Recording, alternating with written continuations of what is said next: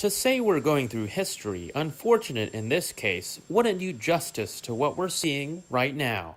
If 2020 wasn't tumultuous enough, a sitting U.S. president now sits sequestered away in a hospital tonight for a virus that's brought the world to its knees. We can talk about other presidents that have been disabled, but this particular timing and situation is very unusual. Monterey-based political analyst Dr. David Anderson says there's typically October surprises right before a presidential election.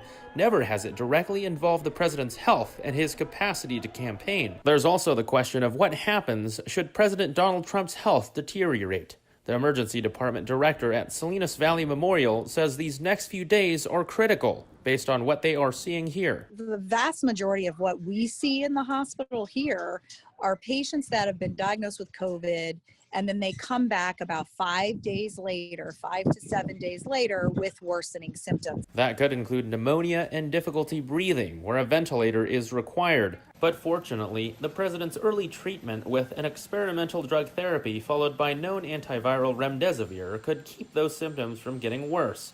The president, however, at 74 years old, is in that high-risk category that would normally concern hospital staff. That's where we see patients that come in that do have worsening symptoms. They are older, sometimes have multiple medical problems, so it is a little high risk once they're in that age category. Right now, President Trump is said to be working from the hospital. Anderson says the U.S. government can still function smoothly with an incapacitated president and believes even then Trump will maintain power. And as far as the election goes, he believes this crisis wouldn't sway anyone to vote differently. There are very few people out there still to be persuaded. Most people know how they're going to vote one way or the other, and many people are already voting.